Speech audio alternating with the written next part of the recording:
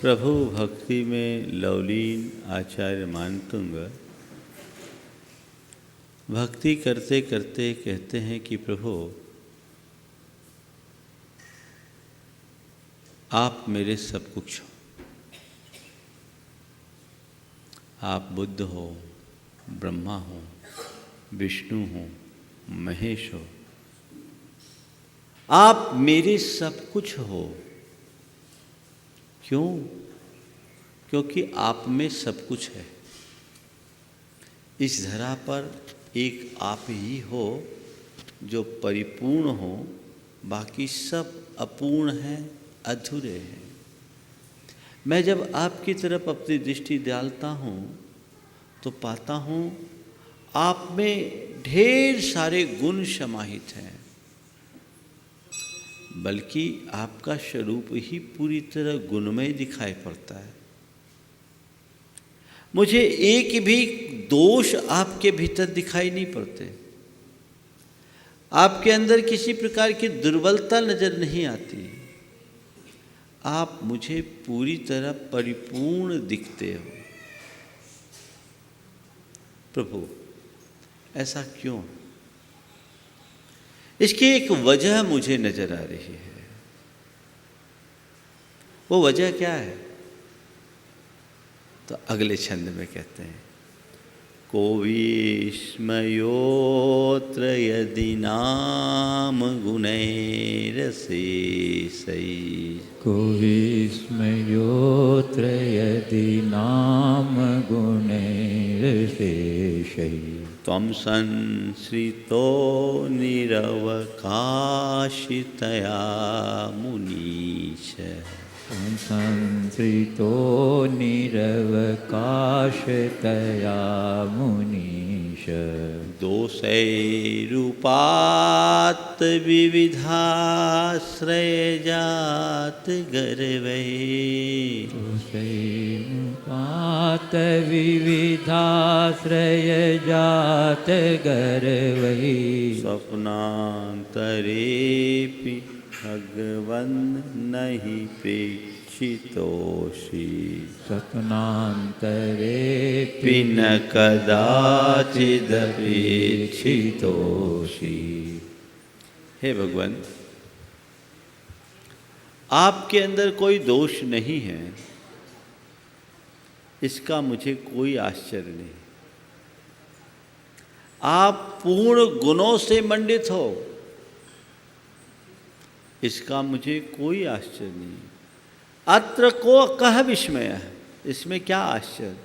यदि नाम अशेषै गुणैः निरवकाशतया तम संचितो। हे मुनीश, हे भगवान, यदि आप अशेष गुणों से संश्रित हो, मंडित हो, तो मुझे इसमें कोई आश्चर्य जैसा नहीं दिखता।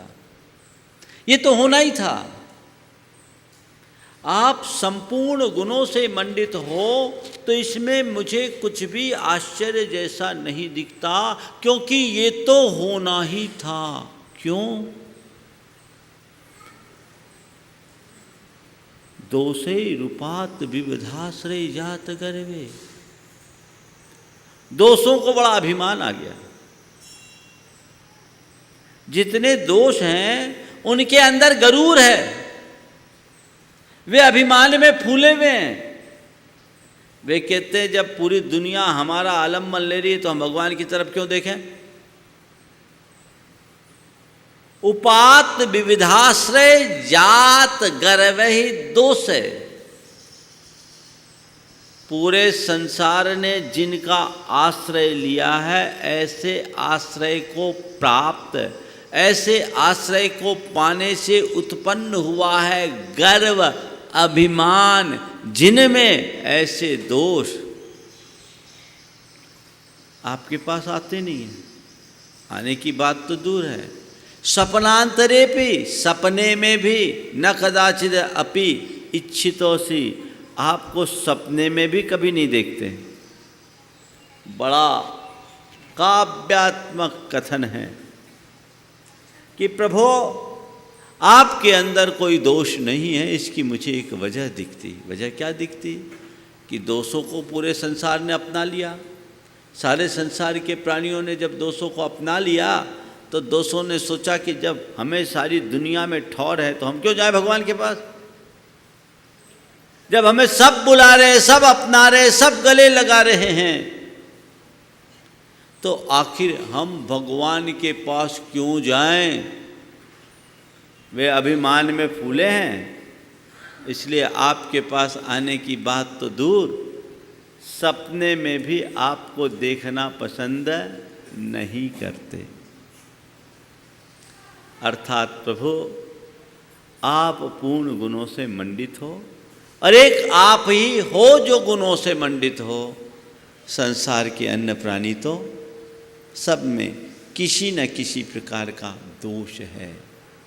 जब हम प्रभु को सामने रखते हैं और खुद को सामने रख कर के विचार करते हैं तो एक मौलिक अंतर पाते हैं।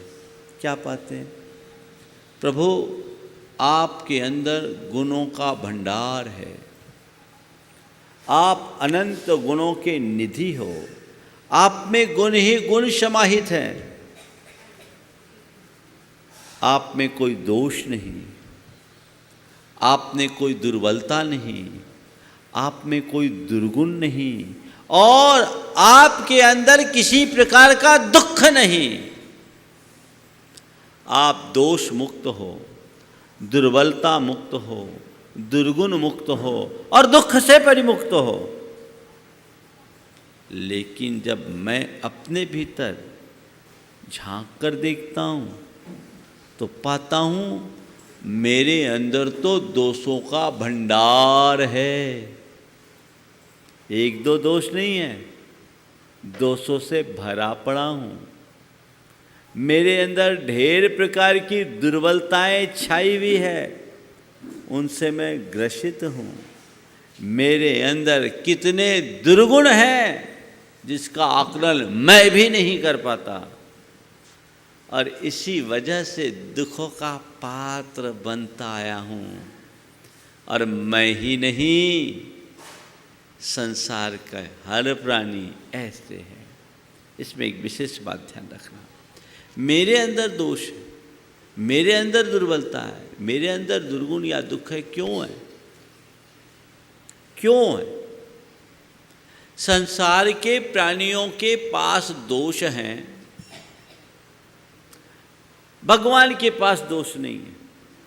क्यों? एक शब्द है उपात। क्या है? उपात गर्व है। हमने इन्हें स्वीकार किया है। क्या किया है?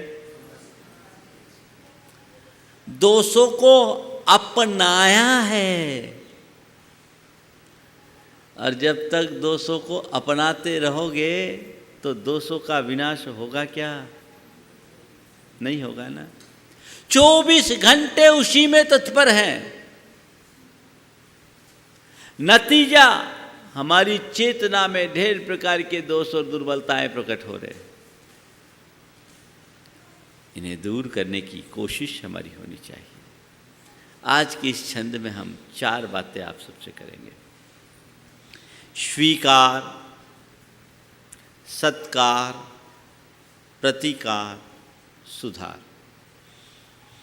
स्वीकार, सत्कार, प्रतिकार और सुधार, इन 4 बातों के माध्यम से आज कुछ खास बातें आप सबसे करूँगा। एक बार मुझसे किसी ने कहा, महाराज हमारे अंदर दोष है। ठीक है तो है, भगवान में कोई दोष नहीं, हम में दोष है।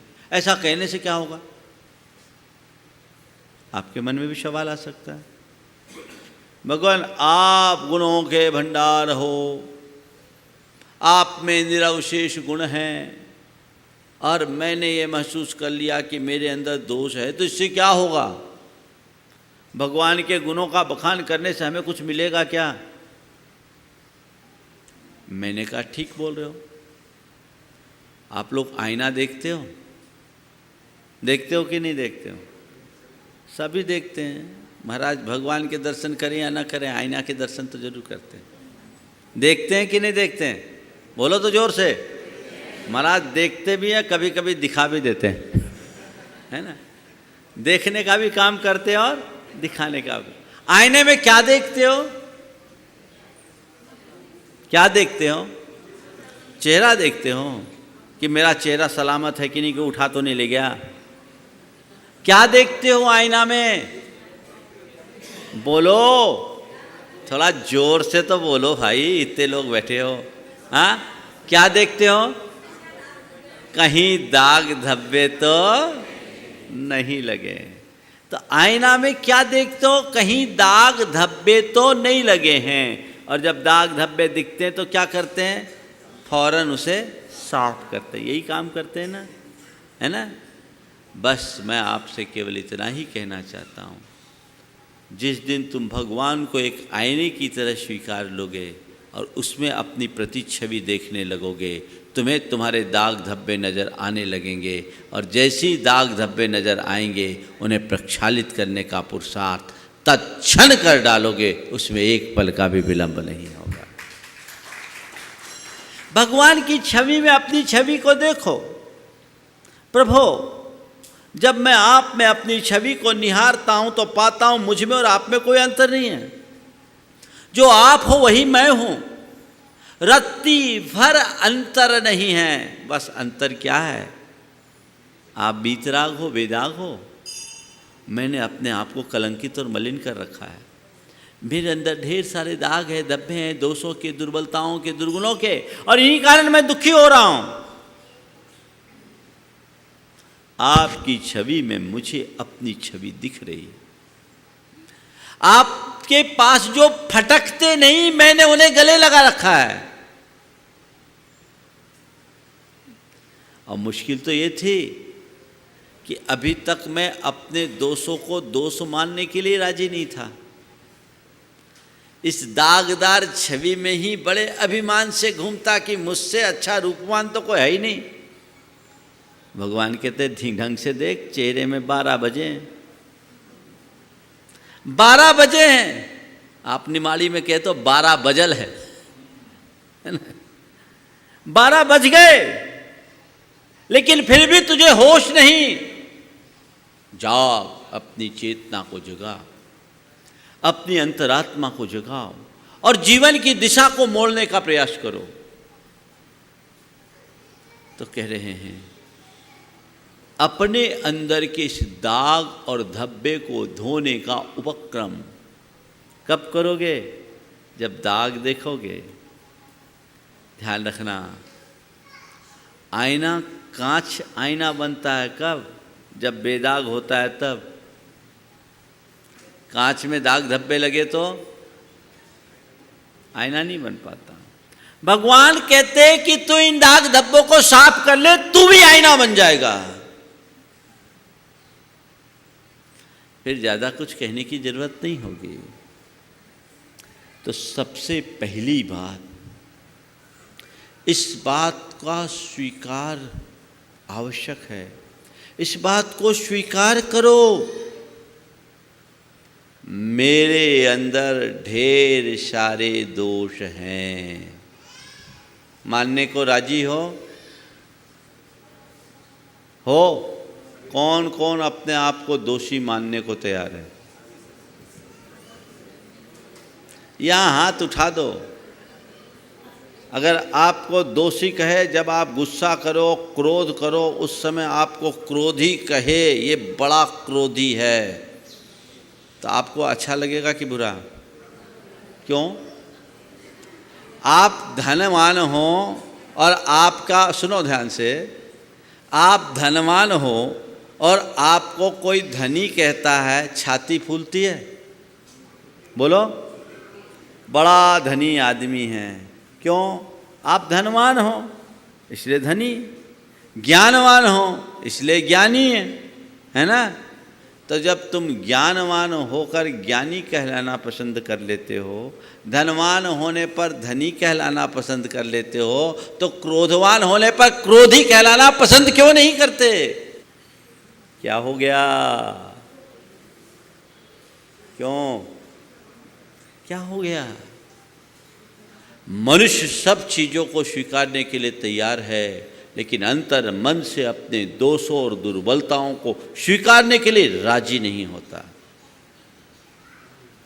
अपने दोषों और दुर्बलताओं को स्वीकार करो। मेरे अंदर क्रोध है यानी मैं क्रोधी हूं। ये एक्सेप्टेंस जब तक अंदर नहीं आएगा तब तक तुम क्रोध से मुक्ति नहीं पा सकते। अधिकतर लोगों में ये देखा जाता है जो बड़े गुस्सैल मिजाज के भी होते हैं ना, वो क्रोध करते हैं तो जल्दी से तो क्रोध करता हूँ ये मानने को राजी नहीं होते। और कई लोग हैं जो क्रोध में कुछ बोल बाल भी देते हैं तो कहते क्या करें, इसके बिना काम नहीं चलता, करना पड़ता है जी। अगर बच्चों को डांट डपट न लगाऊं तो कोई सुनेगा ही नहीं। बहू के ऊपर अगर गर्म ना हो तो कोई महत्व ही नहीं मिलेगा। अगर हमारा कोई सबऑर्डिनेट है उसके ऊपर हम रुआब न जताएं तो हमारा अधिकार ही नहीं चलेगा। गुस्सा तो करना पड़ता है, उसके बिना काम नहीं चलता है ना। और कोई और ऐसे आदमी, एक आदमी बड़ा तीखे शब्दों में बोल रहा था, गुस्से में भी था, तो मेरे कमरे के बाहर ही किसी को झिड़क रहा था। झिड़क क्या रहा था, अपनी पत्नी पर बरस रहा था। तो बाद में मैंने बोला भैया इतना गुस्सा क्यों करते? बोले महाराज मैं गुस्सा नहीं करता हूँ, ये तो मेरी भाषा है। मेरी भाषा है। मैं आपसे केवल इतना कहना चाहता हूँ, जिस व्यक्ति की क्रोध जिस व्यक्ति की भाषा बन जाए उस व्यक्ति के जीवन की परिभाषा क्या होगी? उससे हम क्या आशा रखेंगे? वो कभी क्रोध से मुक्त नहीं हो पाएगा। तुम्हारी एक सबसे बड़ी कमजोरी जो अपने दोष और दुर्बलता है उसको तुम स्वीकार कर लेते हो। स्वीकार किया यानी अपना लिया। दो स्थितियां होती, मेरे अंदर दोष है ये मानते नहीं और दोषों को गले लगाते हो। बोलो, जब तक तुम दोषों को गले लगाओगे और दोष को दोष मानोगे नहीं तो क्या दोष से मुक्ति पाओगे? कोई आदमी अपने घर में तुअर का बीज बोए और पौधा लगाए, रात दिन उसको सींचे, खाद पानी दे और हमेशा ये प्रतीक्षा करे कि कब दिवाली आए और ये कब होली आए और ये भस्म हो, तो ऐसा होगा क्या? अरे तुअर का पेड़ लगाया है तो कटीली झाड़ी का दंश तो भोगना ही पड़ेगा। अगर उसे सुखाना चाहते हो तो खाद पानी देना बंद कर दो। तुम दोषों को आमंत्रण देते हो, गले लगाते हो। दो कमजोरी, एक तो दोष को स्वीकारते नहीं कि मेरे अंदर दोष है और उन्हें ही अपनाते हो। मैं आपसे एक सवाल पूछता हूँ, आपके घर कोई अवांछित मेहमान आ जाए, ऐसा मेहमान जिसको आप पसंद नहीं करते, अवांछित समझ गए ना, बिना निमंत्रण के आ जाते हैं बहुत से, तो क्या करते हो आप? उसको भाव देते हो, उसकी खातिरदारी करते हो, क्या करते हो? हाँ, बेमन से उसको इग्नोर करने की कोशिश करते हो, उसकी उपेक्षा करते हैं कि जल्दी जाए पिंड छूटे। यही करते हो ना? बोलो, यही करते हैं। जब भी कभी कोई अवांछित मेहमान आता है तो आप इसी तरह का व्यवहार करते हो?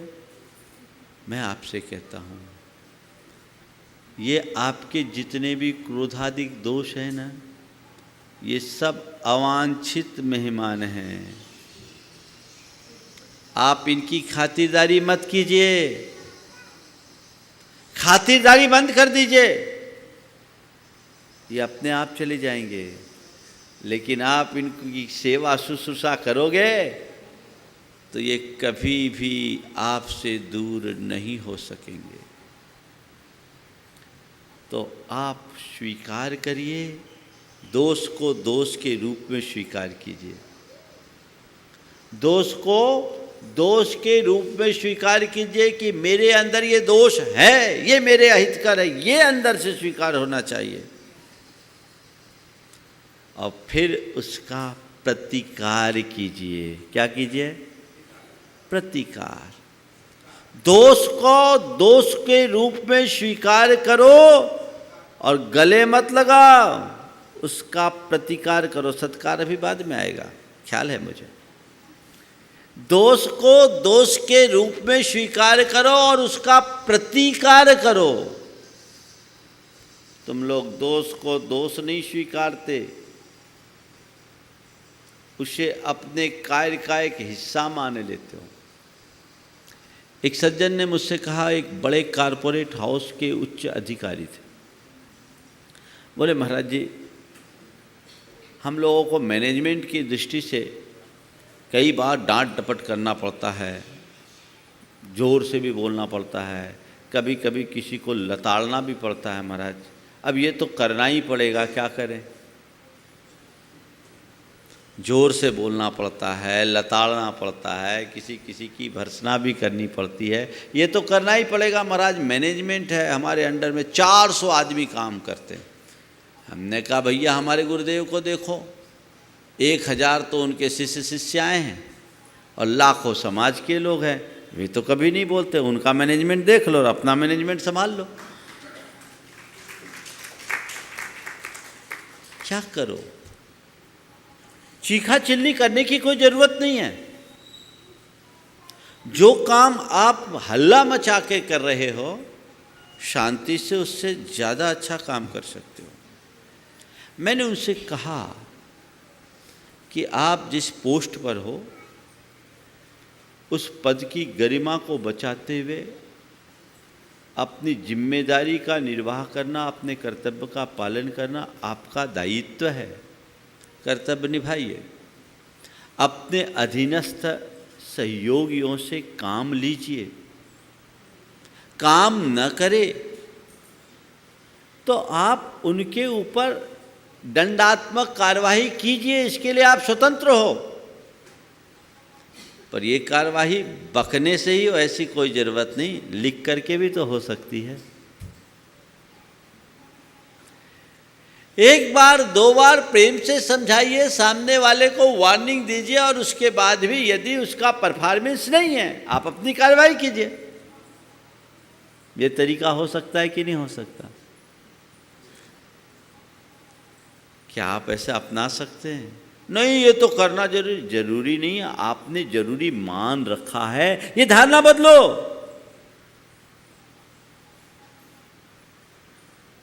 हम जब पढ़ते थे तो हम लोगों के काल में तो जब तक शिक्षक पीटते नहीं थे तो बच्चे लाइन पे नहीं आते थे।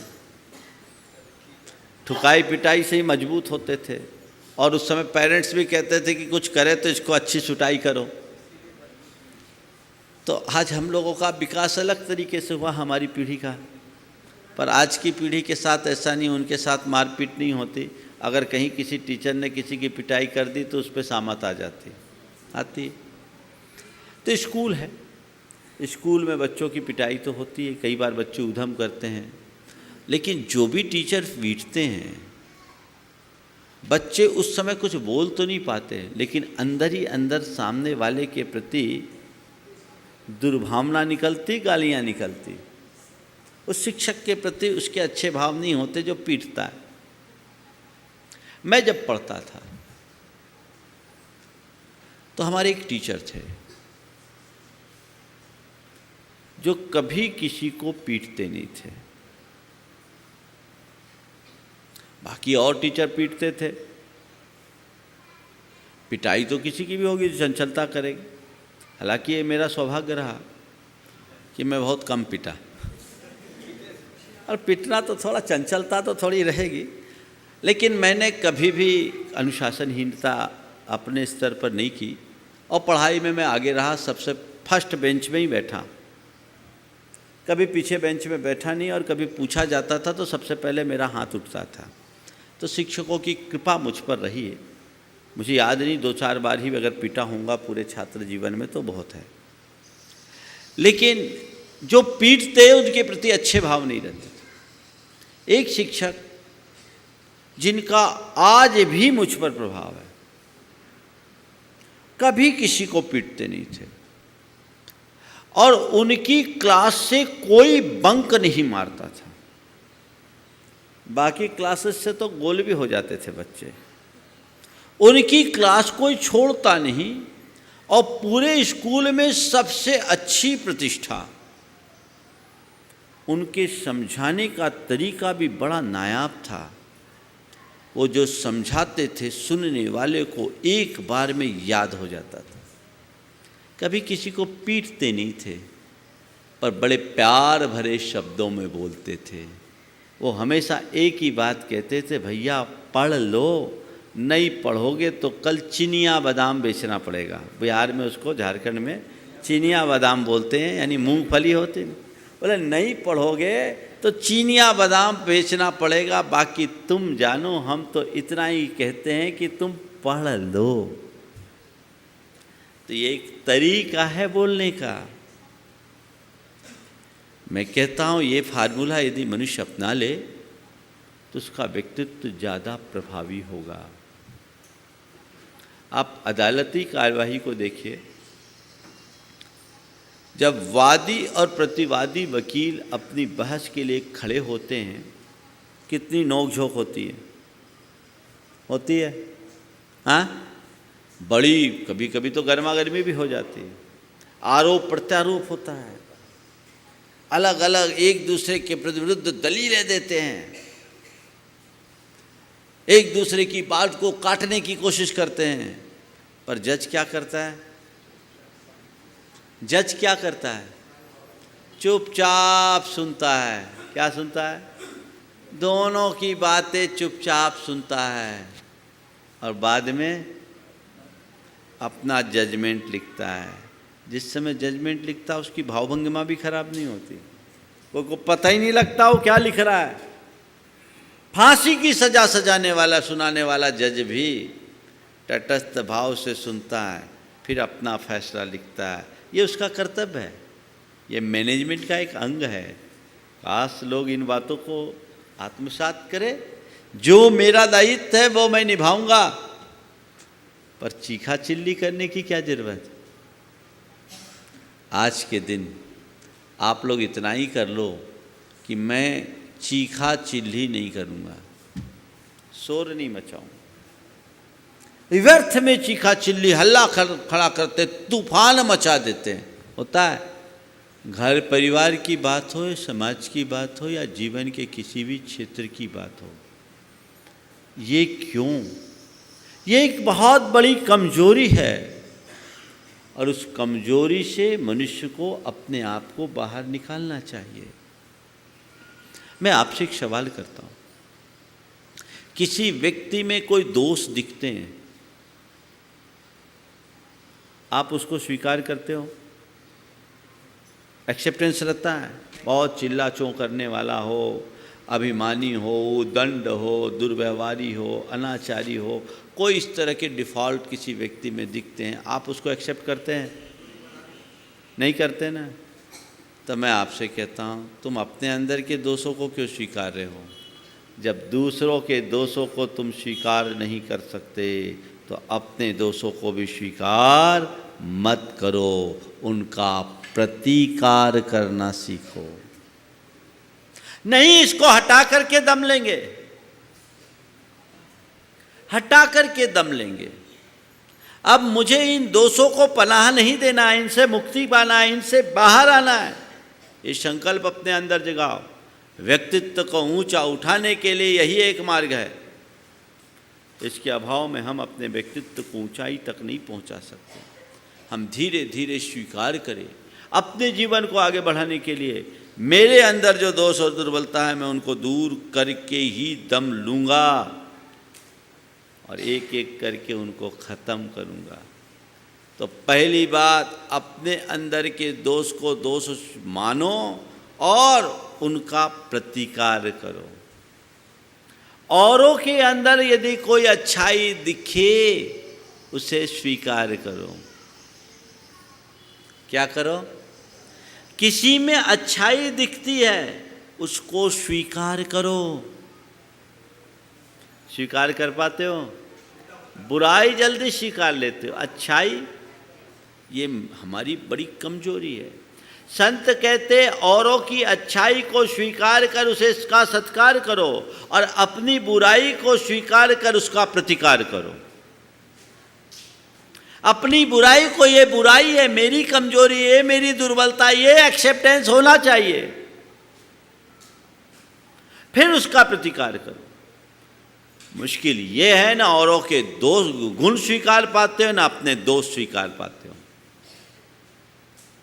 तुम औरों के गुणों का प्रतिकार करते हो, अपने दोषों का सत्कार करते हो, तो फिर तुम्हारा सुधार होगा कैसे? सूत्र क्या दिया? औरों के गुणों को स्वीकार कर उनका सत्कार करो।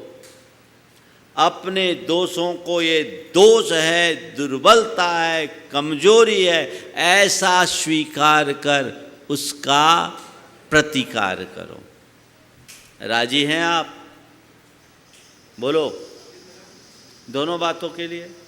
चलो तुम औरों के गुण को स्वीकारो, सत्कार करो, न करो छोड़ो। आज आपको कहता हूं अपने दोषों को स्वीकार करके उसका प्रतिकार करो। चाहते हो अपने जीवन में निखार लाना चाहते हो, अपने जीवन में सुधार लाना चाहते हो, अपने जीवन में परफेक्शन लाना चाहते हो? बोलो ला चाहते हैं? कौन कौन चाहता है? सब। कुछ लोग हाथ नहीं उठा रहे, उठाओ देखे। इतना संकोच, जैसे महाराज को बहुत बड़ा टास्क न दे दे। तुम लोग की दशा बताऊं क्या है? तुम लोग सब काम चाहते हो पर फ्री फोकट में। महाराज आप तो ऐसा कोई मंत्र फेर दो कि सब बदल जाए। एक बार मुझसे संकट समाधान में किसी ने पूछा, महाराज जी मूर्ति, पाषाण की मूर्ति में आप सूर्य मंत्र देते हो भगवान बन जाते। पाषाण की मूर्ति में आप सूर्य मंत्र देते हैं, मूर्ति भगवान बन जाती। आदमी के कानों में कोई ऐसा मंत्र फूंक दो कि इंसान बन जाए। बात जायज है? पत्थर की मूर्ति में, पाषाण की मूर्ति में मंत्र फूंकने से मूर्ति भगवान बन जाती है। इंसानों के कान में फूंक दो वो इंसान बन जाए। मैंने कहा बन सकता है, लेकिन एक गड़बड़ी है। बोले क्या? पत्थर की मूर्ति में हम जो भी फूंकते हैं वो उसको स्वीकार कर लेते, अंदर उतार लेते, और इंसान के कान में फूंकते, इधर से सुनता इधर से निकाल देता। सुधारे कैसे? जिस दिन तुम उसे अंदर एक्सेप्ट करना शुरू कर दो, भीतर उतार लोगे, तर जाओगे, फिर कुछ कहने की जरूरत नहीं पड़ेगी। आज आपसे मैं कह रहा हूं, आप ये बात स्वीकारने को राजी हो कि मुझे अपने दोष को दोष रूप स्वीकार करके उनका प्रतिकार करना है और अपने जीवन में सुधार लाना है। राजी हो? बोलो एक बार और। एक काम कीजिए, एक प्रयोग बताता हूं। आज यहां से जाने के बाद एक कागज पेन लेना। बड़ा वैज्ञानिक प्रयोग बता रहा हूं आपको। कागज पेन लेकर अपने दोषों को लिखना शुरू करना। कौन कौन से दोष मेरे अंदर है? हमारे दोष को हम जितने अच्छे से जानते हैं आप नहीं जान सकते। मनुष्य खुद के दोषों को तो अच्छे से पहचानता है ना। तो आप क्या करना, कागज पेन लेकर के नोट डाउन करना, मेरे अंदर ये दोष, ये दोष, ये दोष, ये दोष, ये दोष, ये दोष, ये दोष।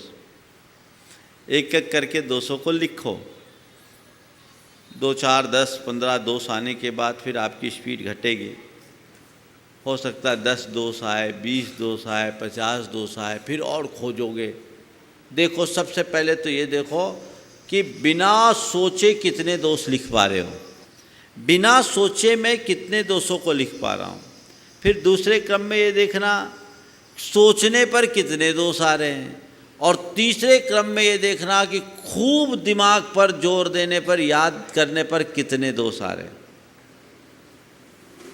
ये दोष लिखो। उन दोषों में जो दुर्बलता या दोष सबसे ज़्यादा हावी है, उनको आप हाइलाइटर पेन से हाइलाइट करो, मार्क कर दो। जो भी दुर्बलता है, जो तुम्हारी कमजोरी, जो बार बार तुम्हारे साथ जुड़ती है, जिसके कारण तुम्हें खासी परेशानी भोगनी पड़ती है, जिससे तुम्हारी शांति खंडित होती है, जिससे तुम्हारे संबंध बिगड़ते हैं, जिससे तुम्हें व्यवसायिक क्षति भोगना पड़ती है या अन्य प्रकार की घटना है, एक दोष को केवल आज की तारीख में केवल एक दोष को लो,